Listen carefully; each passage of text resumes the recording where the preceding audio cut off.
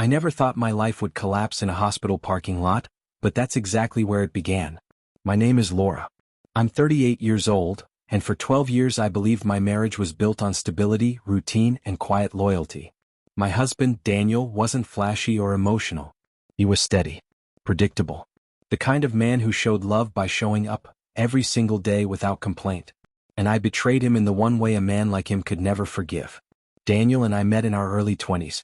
He wasn't the type who swept you off your feet. No dramatic speeches, no grand gestures.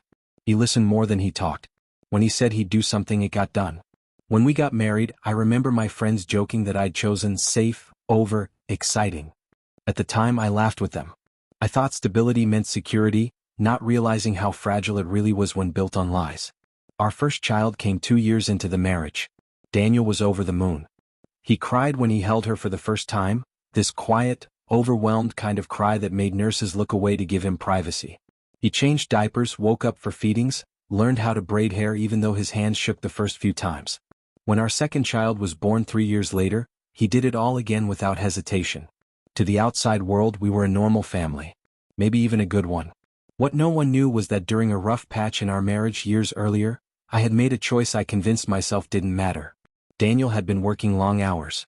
I felt lonely, unseen, insecure. Instead of addressing it, I leaned into attention from someone else. It was brief, messy, and I told myself it was over, buried, irrelevant. I never imagined it would follow me for over a decade like a shadow waiting for the right moment to step into the light. The truth came out because of our youngest, a medical issue, something genetic. The doctor asked a routine question about family history, and Daniel answered confidently. The doctor paused, asked again, this time more carefully. I felt my stomach drop before anyone said the words out loud. A simple blood test, just to rule things out. That's what they said. Daniel didn't suspect anything at first. He trusted me completely. I remember watching him sit in that sterile waiting room, scrolling on his phone, occasionally smiling at photos of the kids like everything was normal. Like our world wasn't about to be split cleanly in two. When the results came back, the doctor asked to speak to us privately. I could barely hear over the pounding in my ears. Daniel sat forward in his chair, attentive, calm. The doctor explained the results carefully, professionally, like delivering bad weather news. Daniel didn't interrupt. He didn't argue. He just stared at the floor, nodding slowly. Then he asked one question. Just one. So, they're not mine? The doctor nodded. I don't remember much after that. I remember Daniel standing up too quickly, mumbling something about needing air. I followed him out to the parking lot, my legs shaking, my mouth dry. He got into the car and closed the door. I stood outside, watching through the windshield as his hands gripped the steering wheel. And then he broke. Daniel didn't scream. He didn't punch anything. He just leaned forward and cried. Deep, broken sobs that shook his entire body. The kind of crying that comes from a place so deep it doesn't care who sees it. I had never seen him cry like that. Not when his father died. Not when he lost his job years earlier. This was different. This was devastation. I knocked on the window. Called his name. Told him we could talk. That it wasn't what it looked like. That I could explain. He didn't look at me. Not once. After a few minutes, he wiped his face, started the car, and drove away. I assumed he just needed time. Space. I told myself he'd come back angry, shouting, demanding answers.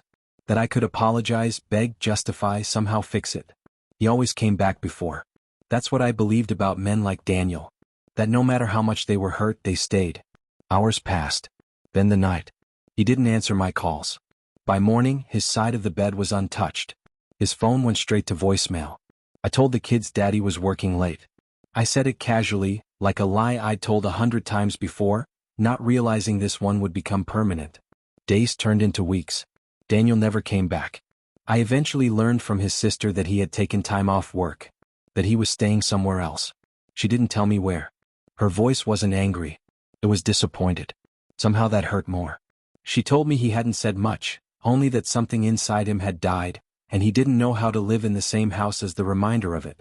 I replayed everything in my head constantly. Every birthday party he planned. Every school pickup. Every night he stayed up late helping with homework. He had loved those kids without hesitation, without conditions. And in one afternoon, that love was poisoned by the truth I had hidden for 12 years.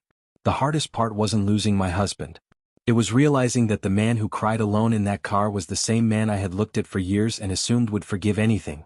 I mistook his loyalty for weakness, his silence for acceptance, his love for something unbreakable. I never saw him again after that day. No dramatic confrontation. No closure conversation. Just absence. An empty driveway. A quiet house where his presence used to live. Sometimes I wonder if he still thinks about those 12 years. If he remembers the kids the way they were before the truth rewrote everything. I wonder if that day in the car plays on a loop in his mind the way it does in mine. I learned too late that some truths don't explode immediately. They wait. They grow roots. And when they finally surface, they don't destroy things loudly. They make people disappear.